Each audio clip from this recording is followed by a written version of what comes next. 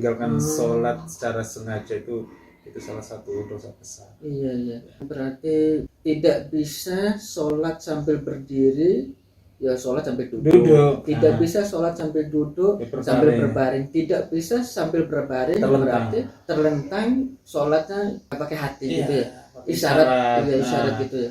Allah Maha tahu, Maha melihat. Mas Ainul ini teman satu kos saya, teman ngajar TPQ juga, tempat pendidikan Al-Quran yang berada di Jalan Margo Basuki. Ini proses ngajarnya masih tetap ya Mas Ainul? Alhamdulillah masih ngajar, baik di sekolah maupun di TPQ lancar, Alhamdulillah ya. Seperti yang disabdakan oleh Rasulullah, kata Rasulullah yang berbunyi Bismillahirrahmanirrahim, man khairakum man ta'allama al-Quran wa 'allamahu. Nah, sebaik-baiknya di antara kalian belajar Al-Quran dan setelah kalian belajar mengajarkan kepada orang lain. Gitu ya Mas Ainul ya. Ya ilmu itu kan ya harus disebarkan. Kita kan ngajar ngaji. Kita bisa mengharapkan uang dari ngajar ngaji itu. Kalau pertanyaan seperti ini gimana? Oh, maksudnya mengharapkan mungkin gaji. Kayak gitu. Oke.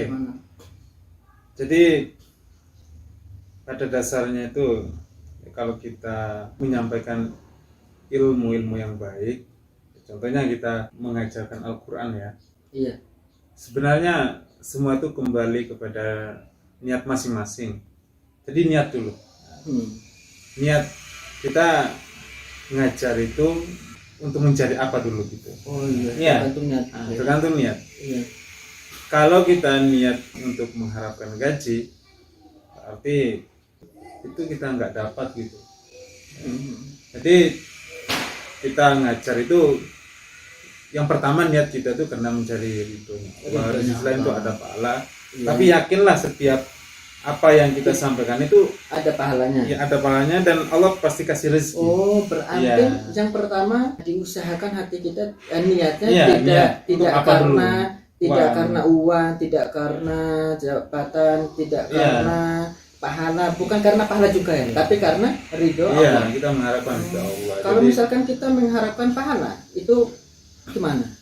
Ya bisa. Kita sebenarnya kita mengharapkan pahala itu juga bisa.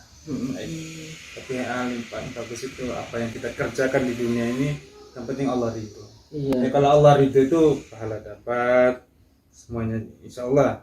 Jadi kalau misalnya kita mau ngajar ngaji, ya di-share saja ilmu ini. Misalnya kita sudah bisa membaca Al-Quran, ngajarkan saja.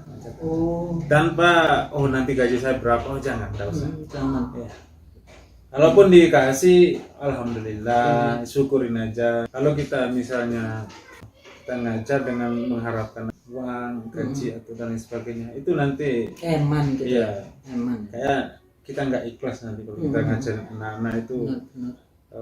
Wah, saya kok belum digaji, masih aja. Iya. Kok segini? Gitu gajinya segini. Janganlah seperti itu. Iya. Jadi ya ngajarkan yang jelas ya seperti apa Nabi sampaikan itu. Ya matabang ada yang kata amalu illa min salasi sedekatin jariyah atau ilmi yantafa'u bi aw waladin salih yad'u lahu. Yang pertama kalau ketika anak Adam itu meninggal dunia, itu kan semua amalnya terputus ya kecuali 3 ini. Pertama sedekah jariah itu mungkin Bang Udin sudah tahu lah. Ada paham lah sedekah jariah itu. Tapi mungkin mungkin dalam bentuk uang bisa, misalnya ada pembangunan panti asuhan, masjid. Tidak harus dengan uang, mungkin secara dengan tenaga juga bisa. Itu kalau selama bangunan itu digunakan untuk hal-hal yang baik, misalnya kita sudah nggak ada dipanggil oleh Allah, pahalanya ngalir terus. Itu yang kemudian yang kedua, ilmu yang bermanfaat. Nah, ngajar ngaji ini masuk dalam kategori ilmu yang bermanfaat karena yang kita ajarkan itu kan Al-Quran. Jadi yang kita harapkan itu bahwa suatu saat nanti ketika saya sudah nggak ada, ya harapannya ya seperti itu. Jadi meskipun kita sudah nggak ada, pahalanya amalnya ngalir terus. Selama dia masih bisa selama dia masih hidup dan masih bisa mempelajari Al-Quran karena kita pernah mengajarinya, nah itu insya Allah itu juga dapat pahalanya. Iya. Jadi kalau misalnya kita hanya niat untuk cari dunia, nah itu nanti akhirnya juga nggak Akhirnya. dapat. Oh. Jadi niat dulu. Kemudian yang terakhir itu tadi, anak yang soleh selalu mendoakan orang tuanya. Yang mendoakan kedua orang tuanya itu ya. Nah ini wajib ini ya. Wajib ya.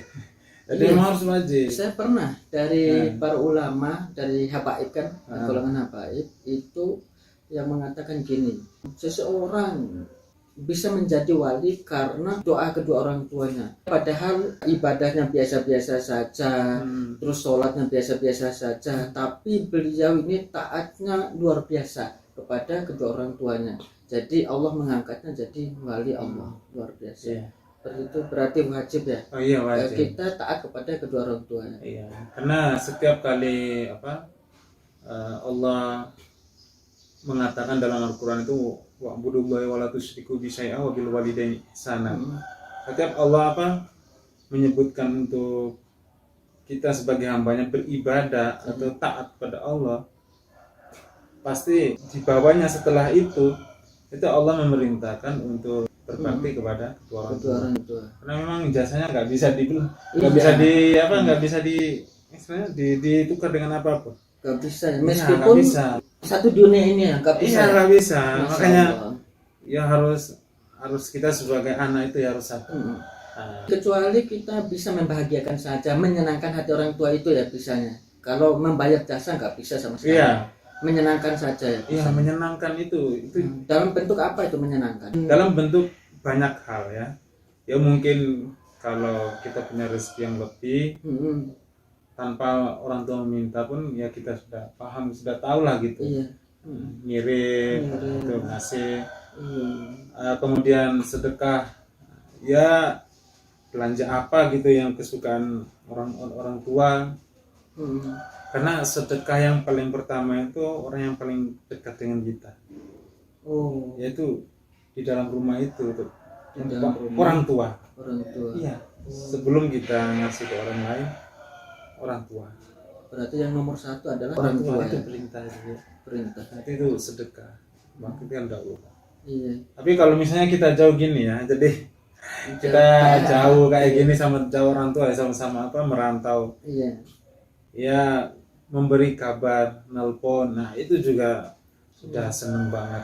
Nelpon. Meskipun kita belum ada uang untuk kirim, sempatkan waktu kita untuk menelponnya ya. Menelpon. Orang tua pasti rindu, kita juga rindu. Nah. Berarti itu mengobati kerinduan kita maupun orang tuanya. Iya, dengan ya itu tadi. Orang tua, pasti. Karena kita sebagai anak ya harus tahu gitu, maksudnya harus tahu takdir. Iya. Karena kita tahu perjuangan orang tua ya. Iya. Nih bapak jadi anak. Perjuangan orang tua lah. Iya. Perjuangan orang tua bahkan sudah merasakan sendiri bagaimana untuk mendidik anaknya, cari nafkah dan lain sebagainya. Atau ngomong-ngomong udah ada rezeki Mas Ayu? Belum. Masih belum proses ya. Saya doakan semoga cepat ada momongan. Iya, atau Aurel juga udah ada kok. Iya. Saya juga alhamdulillah laki-laki yang ketiga. Insya Allah setelah Lebaran baru melahirkan. Alhamdulillah. Baru 2,5. Kalau laki-laki udah semua ya? Iya, hasil USG laki-laki. Laki-laki ya. Alhamdulillah Masya Allah. Kemudian kalau yang ketiga masih belum perempuan juga itu lanjut terus. Iya kan, tergantung kemampuan. Kalau kita yakin insya Allah. Semua itu kan kita manusia itu sebagai hanya ikhtiar saja. Iya. Yang memberi itu kan Allah Subhanahu Wa Taala. Yang penting yang ada ya kita syukurin. Kalau memang itu sudah diberikan sama Allah kepada kita. Walaupun perempuan semua ya disyukurin, disyukuri semua aja. syukuri. Ya, mudah-mudahan ikhtiar kita, doa kita, tapi kita juga jangan pernah putus asa. Artinya berdoa kepada Allah. Iya benar. Belum tentu keinginan kita itu lebih baik. Ya, belum tentu ya. Apa yang dipilih oleh Allah itu untuk itu hambanya yang terbaik. Pasti yang terbaik. Pasti Meskipun yang terbaik. ya kadang kalau menurut hamba Makanya Allah mengatakan dalam Al-Quran tuh boleh jadi kamu tidak suka sesuatu tapi itu baik bagi kamu, ya. Dan sebaliknya juga. Dan sebaliknya juga kamu suka tapi itu boleh jadi kamu tidak suka sesuatu padahal itu baik untuk kamu. Dan boleh jadi kamu suka sesuatu padahal itu buruk atau itu tidak baik bagi kamu. Ini yang terakhir Mas Ainul ya. Ada salah satu teman saya yang bertanya, Bang Udin, bolehkah aku sholatnya bolong-bolong, kan ditutupin dengan amal yang lain gitu katanya. Sholat itu sudah wajib, ya. Tidak ada ulama satupun yang hukumnya itu memang wajib. Artinya tidak ada satupun ulama yang berselisih pendapat bahwa sholat 5 waktu ini sunnah dan lain sebagainya, tapi itu hukumnya wajib. Artinya yang namanya wajib itu memang harus benar-benar kita kerjakan. Apalagi sholat ini. Nah, sholat itu bagaimanapun kondisinya, bagaimanapun keadaan, kita tidak boleh meninggalkan. Tidak boleh. Nah, meskipun keadaan sakit. Perjalanan harus sholat. Di dalam Islam itu kan kita diberi keringanan. Kalau misalnya kita melakukan perjalanan jauh ya, ada sholat jamak qashar, jamak takdim. Artinya kita bisa meringkaskan di satu waktu. Atau mungkin ketika dalam perjalanan ya, dalam perjalanan misalnya perjalanan jauh ya, kendaraan juga tidak pernah berhenti, kita tidak bisa turun. Misalnya kita berangkat dari Surabaya mau menuju ke Flores. Misalnya berangkatnya jam 2. Jam 2. Tentu nanti kelewat asar ya. Asarnya pasti kelewat ya.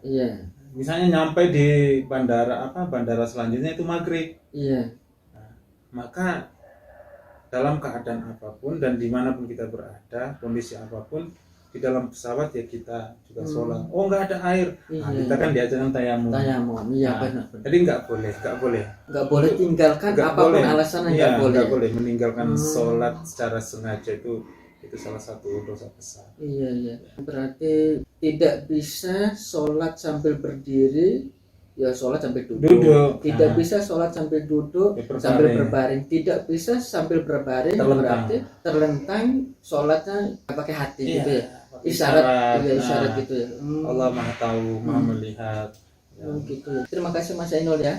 Alhamdulillah kami ngobrol singkat ini semoga bermanfaat untuk kalian semua ya. Penutupan dari saya, sejatinya hidup manusia ada 2. Yang pertama menunggu waktu sholat, dan yang kedua menunggu waktu disolati. Billahi fisabilil haq fastabiqul khairat. Wassalamualaikum warahmatullahi wabarakatuh. Waalaikumsalam warahmatullahi wabarakatuh.